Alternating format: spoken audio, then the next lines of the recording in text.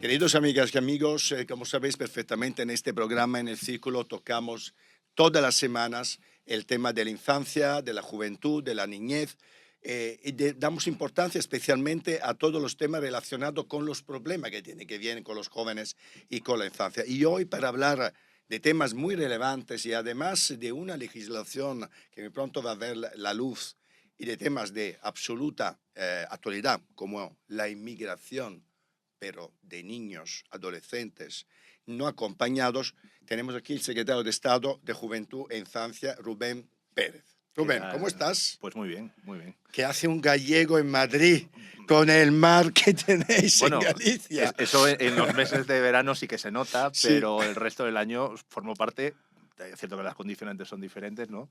De una marea migratoria de gallegos y de gente del norte que está trabajando en Madrid, ¿no? Yo hace poco lo decía, hay un debate sobre la saturación de madrileños en Galicia durante el mes de agosto, sí. hay chistes, hay memes, y yo le digo a mucha gente, pues la saturación que tienen que tener los madrileños de la cantidad de gente de otras provincias que estamos el resto de los 11 meses del año, y a mí es una ciudad que particularmente me gusta mucho, pero reconozco las dificultades para vivir en Madrid, ya no solo por el acceso a la Bueno, yo vivienda, soy sino también de mar, así al que día a día. entiendo que puedas tener morriña como la tengo yo de mis playas, que en este caso están en Italia, un poquito más El mar lejos. siempre falta, El eso es mar siempre evidente, sí. es maravilloso. Ujú. Además, Galicia, tierra de migración, tierra de migrantes. Absolutamente, sí. Y yo te comentaba antes de empezar el programa, la entrevista, de cómo el debate que desde Mm. hace muchos meses tenemos sobre eh, político, sobre los Mm. inmigrantes, los jóvenes, los niños, los adolescentes inmigrantes que llevan a España,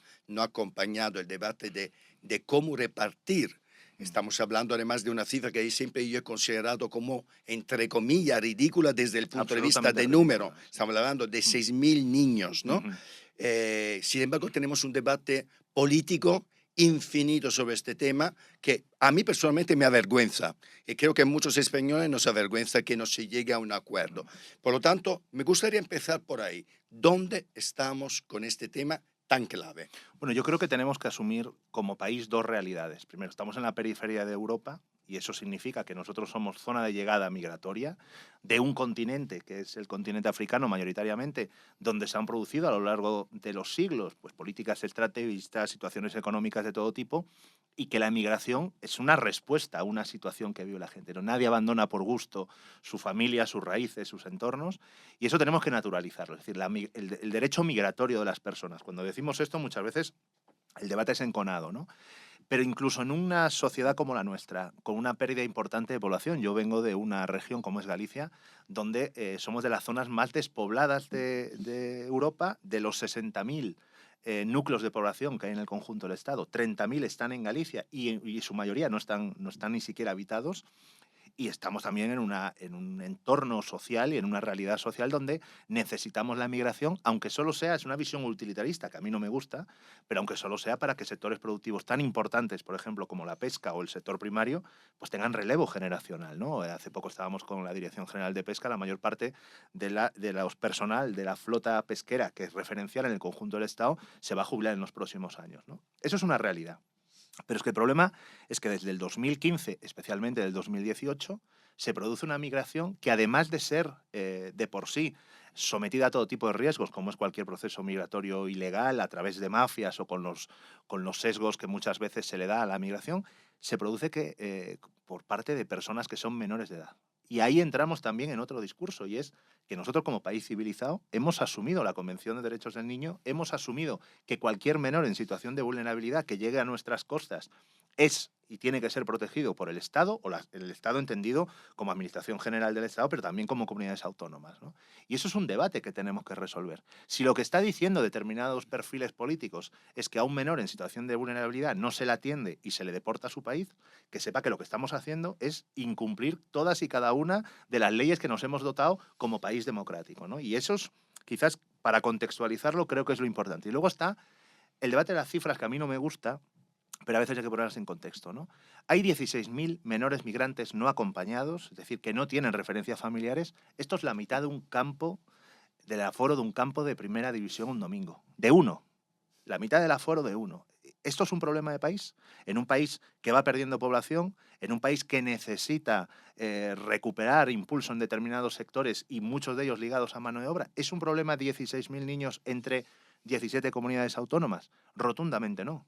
Y creo que es importante que partamos de esa premisa para luego discutir, efectivamente, si tienen que ser solo Canarias, Ceuta y Melilla las que asuman el volumen mayor de llegadas o si solidariamente podemos hacer un país que pueda distribuirlo de manera Si es democrática. tan obvio, como tú lo estás Mm. comentando, y por supuesto yo estoy no de acuerdo, más que de acuerdo con esto, ¿por qué es tan complicado llegar a acuerdos políticos Bueno, en un tema que es de una obviedad absolutamente aplastante? Bueno, yo quiero que todo el mundo sepa que hemos llegado a acuerdos ya anteriormente, ¿no?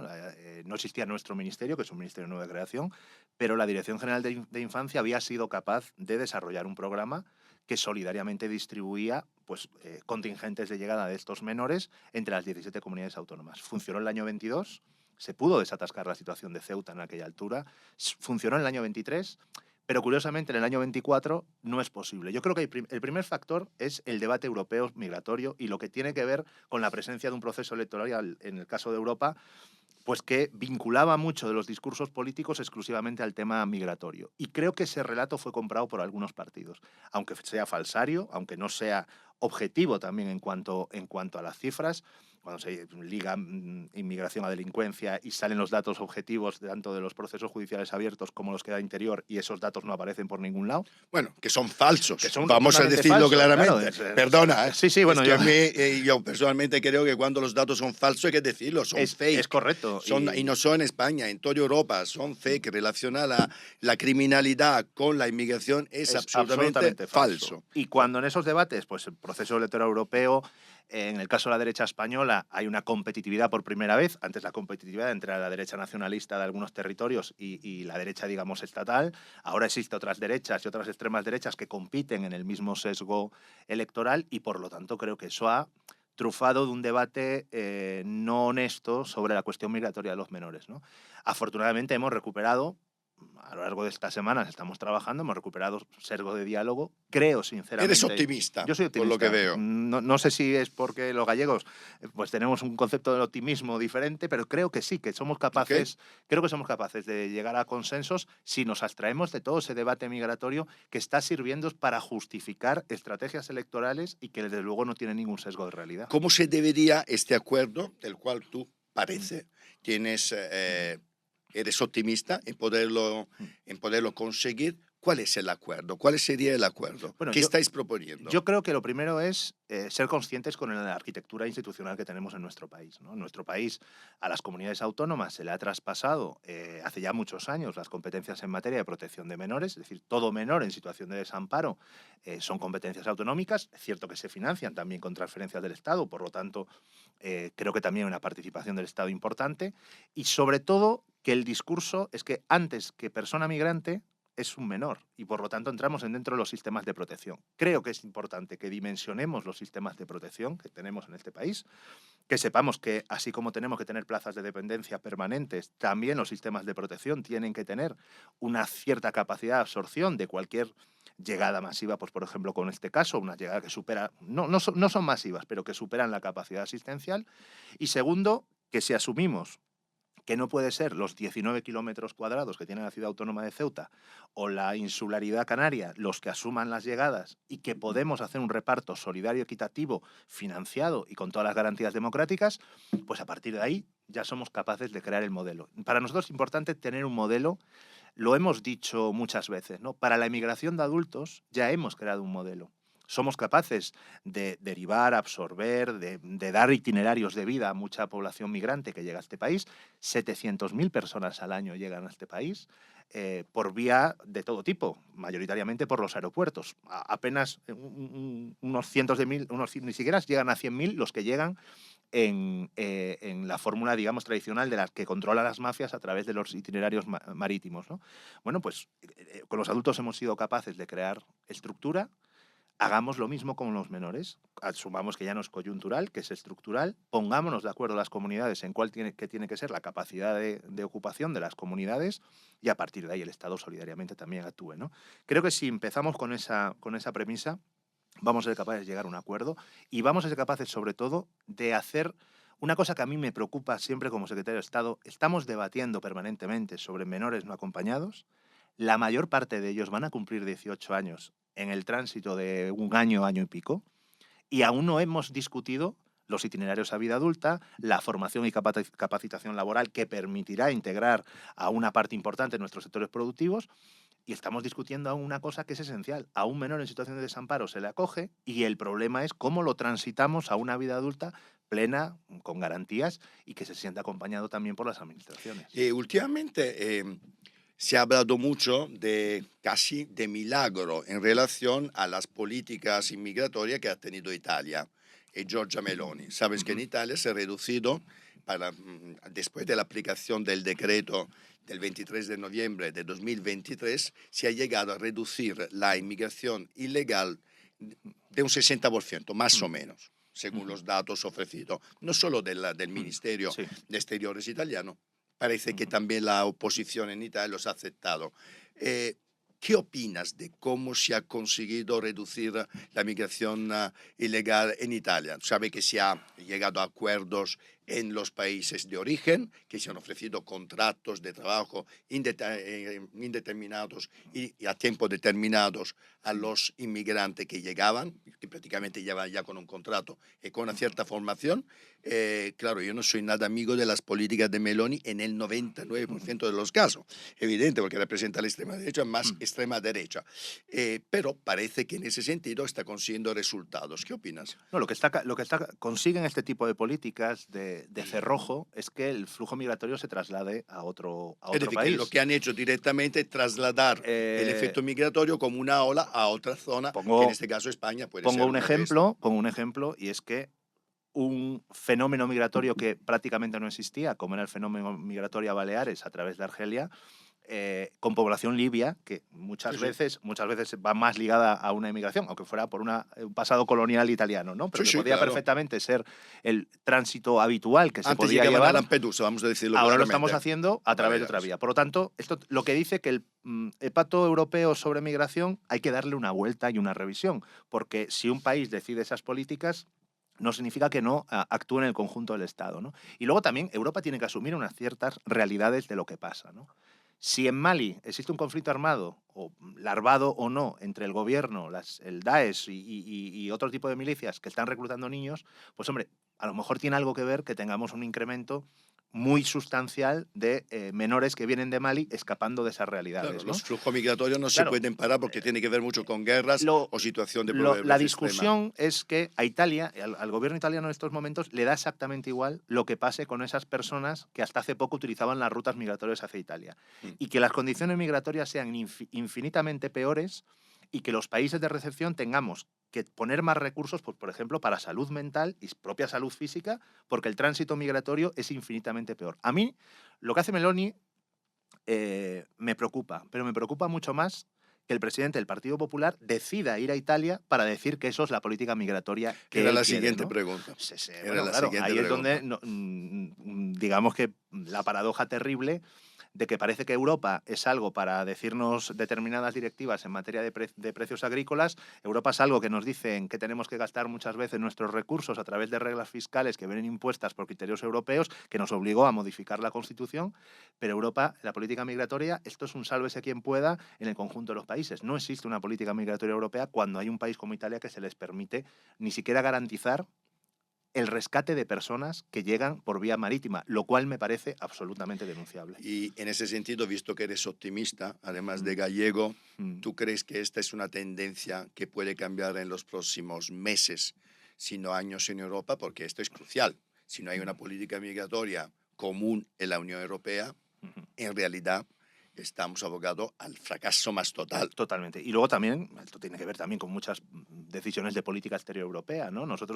Europa decidió agitar el avispero sirio y eso significó una llegada masiva de migración. Algo tendremos que ver en lo que está pasando en Ucrania. No es solo la Por invasión de supuesto, Rusia, sino por también supuesto. geoestratégicamente decisiones que se han Mm. tomado pues desde el año 2014, ¿no? Las políticas migratorias muchas veces también dependen de que los centros de decisión del planeta, que somos Europa, que es Estados Unidos, que es la propia Rusia o China dentro de sus realidades concretas, creo que también tenemos que darle una vuelta a que Europa siempre ha sido un país de acogida, o sea, un entorno, una unión o una entidad de acogida, y que nosotros además nos hemos nutrido, las economías europeas, de la población migrante, básicamente el sector primario. Creo que eso... somos un gobierno de coalición donde sobre el pacto migratorio no pensamos igual el Partido Socialista que Sumar, pero creo que estamos siendo también viendo que determinadas políticas que Europa ha considerado como estratégicas, como puede ser el uso de Frontex como elemento nucleador, pues que muchas veces no es la política que necesitamos en este momento. Porque el fenómeno migratorio, además de que va a seguir existiendo, es un derecho. No solo. Y lo necesitamos para ser también Para un ser poco pragmáticos, egoísta y pero pragmático. que muchas veces coloca el foco en los que niegan la inmigración como un derecho, porque muchas veces, además de eso, también es una necesidad objetiva. Recientemente la ministra Sidari Rego ha anunciado la primera ley de juventud a nivel estatal. ¿Podrías concretarme cuáles son los ámbitos que abarcas, cuáles son las claves de esta ley estatal? Nosotros hemos mapeado, claro, somos un ministerio que no existió nunca en la arquitectura institucional del Estado, ¿no? Hay otros que aparecen, desaparecen, que yo llamo así ministerios Guadiana, que dependiendo de la coyuntura aparecen. Este es la primera vez que está, ¿no? Y hemos hecho un mapeo en muchos temas, algunos ya lo hemos tocado, como la juventud y la infancia migrante, pero bueno, entendíamos que el ámbito del Estado español tenía que tener una ley de juventud. Existe legislación en materia de juventud en las comunidades autónomas que también tienen competencias, pero que necesitábamos un marco que pusiera como un acuerdo intergeneracional y que pusiera una serie de claves de empoderar a los jóvenes en la participación política y en el diseño de lo que son las políticas de futuro, ¿no? Parece que toda la política la hacemos los de la generación que manda, por así decirlo, y que luego le damos una patina de juventud, pero que no deciden ellos, ¿no? Este proceso que abrimos de ley de juventud, que quiere tocar muchos palos, quiere hacer transversalidad de muchas políticas, aplicarla pues desde cómo se hacen los presupuestos generales del Estado con una visión de juventud hasta cómo se hace un plan estatal de vivienda también con una visión de juventud. Pero sobre todo lo inicial, y que es la fase que ahora vamos a lanzar, es el proceso participativo de los jóvenes para elaborar la propia ley de juventud. Es muy parecida a las leyes de juventud que existen en el conjunto de las comunidades autónomas, pero sobre todo con un proceso participativo previo, ¿no? Que queremos que en muchos casos es lo que faltó, la posibilidad de que los jóvenes diseñaran ese, digamos, intercambio generacional que se tiene que dar para tener una legislación que transversalice las políticas de juventud a todo lo que hacen las administraciones. Uno de los informes más terribles que han salido en los últimos días ha sido relacionado con la violencia sexual hacia los niños, hacia los adolescentes. Cuéntame un poquito cuál es la situación, porque los datos son dramáticos. Los datos no solo son dramáticos, ¿no? Tanto el estudio que ha hecho magníficamente, lleva ya años haciendo la EDUCO con la Cátedra de Derechos del Niño de la Universidad Comillas, los datos dicen que 1 de cada 6 menores de 18 años va a ser víctima de algún tipo de violencia sexual de todos los grados, o sea, ahora también metemos las violencias sexuales de carácter digital a lo largo de su vida. Pero lo terrible es que solo el 15% de esos casos son denunciados. Es muy difícil colocar el foco en algo que mayoritariamente pasa en lo interno de las familias, ¿no? La mayor parte de casos de abusos se producen por familiares cercanos. Muchos de ellos se producen en ámbitos privados o en ámbitos en el que el propio menor no expresa, como pueden ser el ámbito escolar, ¿no? Que tengamos una especie de que no nos hayan saltado todas las alarmas con los casos de violencia sexual hacia los menores y además con los entornos digitales que multiplican por mucho esos casos, hablaremos también de nos eso. obliga también a colocar el foco en otras cosas, ¿no? Y creo que acertadamente el foco que se está poniendo ahora es el foco de los costes sociales, económicos, socioeconómicos que tiene la violencia sexual sobre los menores. ¿Por qué? Porque una persona que ha sido abusada, que ha sufrido violencia sexual cuando es niño, desarrolla y cronifica a lo largo de toda su vida una serie de realidades que pues, son obviamente la primera salud mental, pero otras muchas graves que nosotros consideramos que también como prevención social tenemos que trabajar, ¿no? Ese enfoque a nosotros nos gusta porque hemos intentado, no solo el Ministerio, que el Ministerio es una cosa que aún no llevamos ni un año, ¿no? Pero el tercer sector, Save the Children, UNICEF, muchísimas organizaciones llevan alertando de esta realidad y parece que no le damos la importancia que tiene, ¿no? ¿Por qué? Y creemos... Porque a mí me interesa mucho esto, porque claro, el informe es tremendo. Tú sabes que en las teles, en todos los magazines donde trabajo yo, donde trabajamos, todos los magazines nos hacemos constantemente, por fin, mucho eco de la violencia, de los feminicidios, la violencia sexual contra las mujeres, que es terrible, con unos datos que son espeluznantes. Sin embargo, de este tema se habla poco. Poco. ¿Por qué hasta ahora, de un dato tan escalofriante, 1 de cada 6 niños subirá en su vida violencia sexual? ¿Por qué se habla tan poco?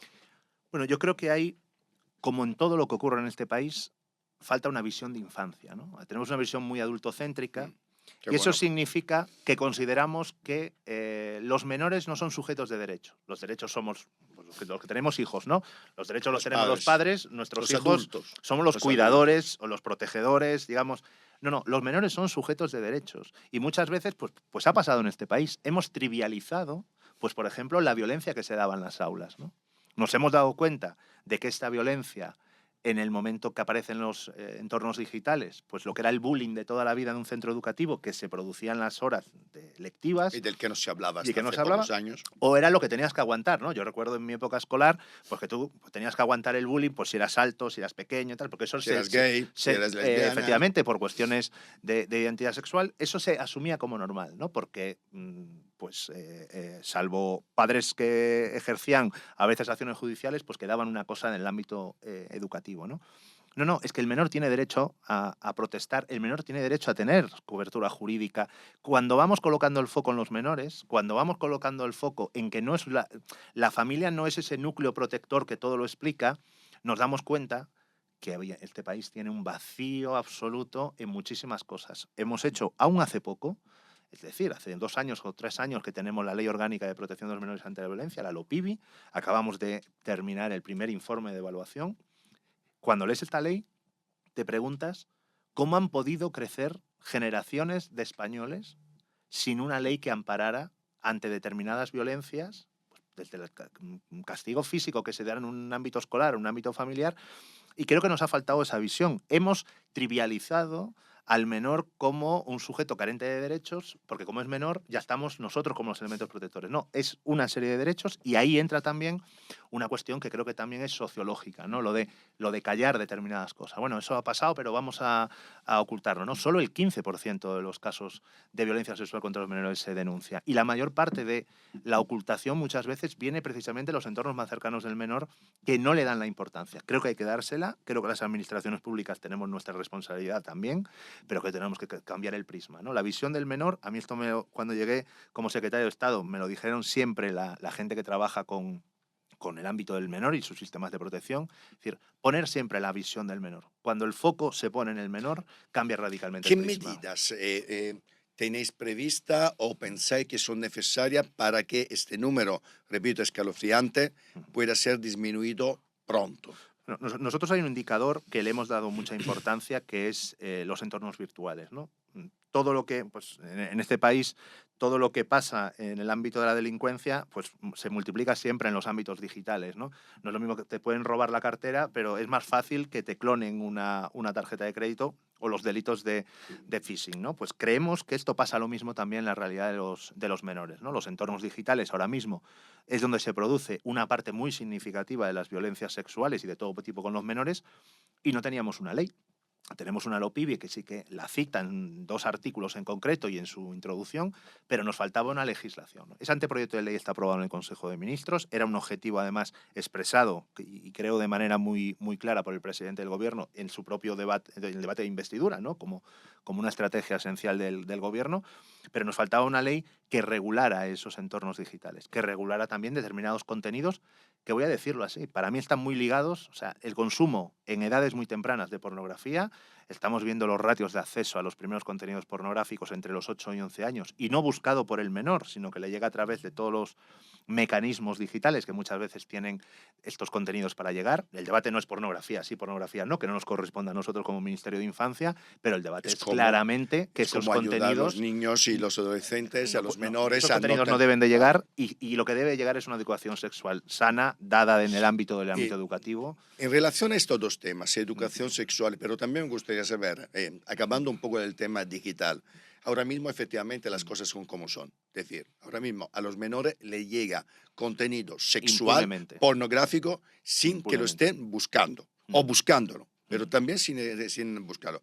¿Qué se puede hacer? Porque todavía yo escucho a opinionistas, incluso a expertos, que se niegan a poner legislación que ponga de alguna forma algunos frenos a la posibilidad que un menor pueda llegar a tener. Entonces, ¿qué se puede hacer desde un punto de vista legal o trabajando con las tecnológicas o trabajando con las empresas que en realidad no están filtrando estos contenidos para que realmente podamos encontrar una solución? A mí me descorazonaba mucho en los momentos de elaboración, cuando presentamos el anteproyecto, precisamente los debates que se dan en los medios de comunicación, ¿no? Yo escuchaba recurrentemente una frase: bueno, esto es ponerle puertas al campo. O sea, a Internet no se le puede poner Una frase que esto. odio entre tú y yo. No, yo Odio esa frase. he Porque es visto. como lavarse las manos de Correcto, todos los problemas, correcto. de todos los desafíos. Eso vale para cualquier Eso es. evento de la vida cuando no quieres asumir Efectivamente, sí señor, responsabilidades, sí ¿no? señor. Pero es que además hay una cuestión. No se pueden poner puertas al campo, pero sí se puede estar en un sistema en el que un menor, dándole un botón diciendo que tiene 18 años, puede acceder a un contenido pornográfico violento sin ningún tipo de impunidad, o sea, sin ningún tipo de control. ¿Eso qué significa? Que primero lo que tenemos que tener es una legislación que vaya minorizando los accesos de los menores a ese tipo de contenido. El primero, que, hombre, queremos que los fabricantes también tengan un control parental Hombre, por defecto, y además yo lo hablo en el sentido de que hay una brecha digital. No todo el mundo sabe colocar un control parental. Los que a lo mejor, pues yo vengo del ámbito también, he trabajado muchísimos años en informática y sabes colocar un control parental a un dispositivo. Mi padre ya no. Entonces necesitamos que por defecto todos los móviles, tablets, vengan con un control parental totalmente de acuerdo que ayude a contigo. las familias a que ese primer acceso, que muchas veces, como digo, no es buscado en la mayor parte de los casos, no se produzca. Sí, además que se está haciendo en Y Francia, si no me equivoco, ya en en Francia Francia se se ha está hecho, haciendo. se ha ensayado también en Italia, pero Eso sobre es. todo necesitábamos una legislación. El anteproyecto está aprobado en Consejo de Ministros. Hay un comité de expertos que hemos organizado desde nuestro ministerio que está ya en estos días para elaborar ese diagnóstico, 50 personas expertas de todo tipo que han trabajado en el ámbito de la infancia, pediatras, psicólogos, educadores, para también tener un diagnóstico independiente de 50 expertos que pongan la clave aquí. Y a partir de ahí, con la legislación, veremos cómo se minoriza ese tipo de accesos, cómo los delitos sexuales protagonizados por menores empiezan a bajar, cuando llevan aumentando en los últimos 5 años un 116%. Y a partir de ahí evaluemos. Pero lo que no podemos decir es que, como es muy difícil controlar No Internet, hagamos no nada, hagamos nada. efectivamente. Efectivamente. Un tema, tú has tocado antes, has hablado de alguna ONGs Ujú, relacionado con los menores de edad, como Save the Children. ujú. Si leemos los informes de Save the Children relacionados con la pobreza infantil, es otro tema que te entra, evidentemente, bueno, entras en crisis porque Ujú. estamos hablando de cifras que nos ponen a la cola de Europa. Además, Sin duda. ¿alguna acción específica relacionada con la pobreza infantil? Bueno, nosotros, afortunadamente, este problema que se detectó incluso en momentos de crecimiento económico, ¿no? En momentos de crecimiento económico en este país, se detectaba que la pobreza infantil, expresada en la pobreza monetaria, se veía como cronificada. En la anterior legislatura se desarrolló un trabajo para nosotros magnífico a través del Alto Comisionado de Lucha contra la Pobreza Infantil, que nosotros heredamos. El Alto Comisionado desaparece con la creación de nuestro propio ministerio, y nosotros entendíamos que tanto los trabajos del Alto Comisionado como nuevas realidades que se están dando entre la pobreza infantil, que para mí tienen que ver sobre el acceso a la vivienda fundamentalmente. Esto explica la diferencia entre muchas familias, incluso con ingresos monetarios. La diferencia de estar en la pobreza teniendo un trabajo es exclusivamente el coste que genera el acceso a la vivienda.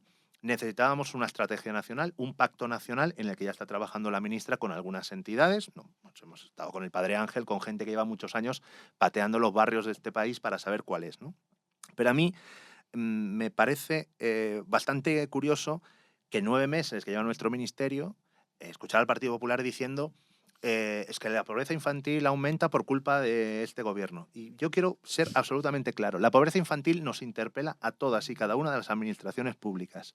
Yo he sido concejal muchos años y la pobreza infantil se combatía teniendo escuelas infantiles donde una persona pueda dejar a su hijo de 0 a 3 años, o abriendo los comedores escolares en verano. Y eran comedores de ámbito municipal, en el caso de la ciudad donde yo era concejal, ¿no? Las comunidades autónomas tienen competencias en materia de servicios sociales. El Estado tiene competencias también con todos sus elementos que pueden combatir. Y lo primero que necesitamos es el gran diagnóstico de cómo luchar contra la pobreza infantil. Todo el mundo dice que ya está, pero yo he visto pobrezas de todo tipo que no necesariamente son la pobreza infantil derivada de la marginalidad a la que estamos ahora mismo en mente, ¿no? Hay muchos jóvenes y muchos niños y niñas que no comen comida fresca, siendo sus padres incluso funcionarios, Sí, que la funcionarios de pobreza las no es administraciones. necesariamente en contra de los niños Un pidiendo en la salario calle. de 1.200, 1.300 euros te puede llevar a la pobreza Es que infantil. creo que en este país tenemos relacionada la pobreza con ver la gente pidiendo en la calle. Claro, yo siempre alerto, ¿no? La pobreza infantil no es David Copperfield, no es la pobreza victoriana decimonónica. La pobreza infantil incluso se esconde, porque en el colegio los padres que tenemos o que tienen menos recursos intentan que no haya diferencia en sus hijos. Se quitan absolutamente de todo para que no se visibilice eso. Y eso es una realidad que tenemos que tener una estrategia como Estado y que interpela a todas las administraciones públicas, porque creo que estamos en un ratio, creo que sumado a los países de la OCDE más los países de la Unión Europea, solo Turquía, Colombia y Rumanía están por debajo de nosotros en el ratio de pobreza infantil. Una vergüenza. Obviamente Bien. con los números económicos que tiene este país. Sí. Pues, Rubén, antes de dejarte tus minutos de oro, que no te los voy a quitar, hombre, me vas a permitir un poco de ironía. Siempre. Porque en Galicia, en el Parlamento, habéis tenido, tú eres y eras conocido por tus debates dialécticos muy encendido con el alcalde Albert Caballero. Sí. Que, por cierto, enhorabuena, Albert Caballero, que llevas unas mayorías absolutamente extraordinarias. Bueno, yo ahí tengo mi teoría sobre cómo se construyen las mayorías. Pero las tiene. Hay que reconocer que ha sabido leer lo que la ciudad quiere y es legítimo. Bueno, y evidentemente has sabido leer también que en Navidad no se enciende la ciudad para poner regos de bombilla, no sé si a nivel mundial, que es su objetivo, pero desde luego en España sí. Cuéntanos un poquito de alguna anécdota que tú has tenido, especialmente, si me permiten, en periodos navideños. Bueno, a ver, es cierto que nosotros estábamos en la oposición y, por lo tanto, nuestra visión era mucho más social, ¿no? Y entendíamos pues, un gasto de 3 millones de euros en luces de Navidad, que yo siempre he dicho que el problema no son las luces de Navidad. Ojo, que la Navidad de Vigo se explica que se gaste más dinero en pagar a medios de comunicación para que hablen de la Navidad de Vigo que las propias luces, ¿no? Eso pasaba y era una discusión permanente que teníamos, ¿no? Pero hace marca, ¿no? Sí, pero el problema es cuando los medios de comunicación que pagas son los locales, que son los que ya conocemos la Navidad. Oye, paga medios de comunicación en el conjunto y no del el Estado. Círculo, por ejemplo. Claro, medios de comunicación en Madrid para que los madrileños vengan a Vigo, ¿no? Esa discusión. Pero luego también había una realidad que nosotros pues, enfatizábamos más la parte social y no. Y en algún momento eso significaba que nosotros éramos como una especie de Grinch, enemigos de la Navidad, y el propio Abel Caballero se sorprendía cuando yo decía que yo ponía árbol de Navidad en casa, porque claro, según él yo era el gran enemigo de la Navidad, pero no, la Navidad creo que los que tenemos hijos la tenemos que celebrar de mandato ejecutivo y la verdad que... Navidad te voy a invitar en mi casa. De hecho creo que ahora esto ya genera en Vigo se empiezan a montar las luces en agosto. Madre mía. Y creo que solamente Nicolás Maduro ha sido capaz de adelantarse a Vigo, que parece ser que también ha decretado la Navidad. Otro día hablaremos también de Venezuela, de Hugo Chávez, y ya no nos queda mucho tiempo. Rubén, me gustaría que te dedicaras, tus últimos minutos de entrevista ya... Bueno, a tu gente, a quien quieras dirigirte con tu minuto o 2 minutos de oro para decir a la gente lo que te apetezca. Bueno, pues muy, muy brevemente, nosotros somos un ministerio, el de Juventud e Infancia, creado recientemente, que responde a una lectura, creo que acertada, de cómo tenemos que construir este país. Y creemos que está habiendo muchos debates que ligan a la infancia en estos días, la pobreza, lo que tiene que ver también con el acceso a la vivienda, la juventud y la infancia migrante. Y nos gustaría que entre todos sacáramos esto del debate político permanente. Los niños y las niñas tienen que salir de ese debate. Hay consensos internacionales que nos interpelan. Está la Convención de Derechos del Niño. Están las realidades también de lo que ha sido este país dentro de la construcción de un sistema de relaciones públicas que piense en la infancia. Y desde luego nuestra voluntad va a ser que los niños y las niñas estén fuera del debate político y que seamos capaces de construir legislación y construir un país que desde luego sea amable también para ellos y ellas. Pues Rubén, muchísimas gracias por esta entrevista y yo te llamaré pronto porque creo que, lo que necesitéis. Los temas que hemos tratado hoy son temas absolutamente clave y además quiero seguir un poquito cómo van y espero que pronto podamos celebrar el acuerdo. Esperamos el acuerdo que tú nos has dicho, eres optimista. Yo soy optimista gramsciano, entonces tengo que trabajar así. Nos vemos pronto y muchísimas gracias. Muchas gracias.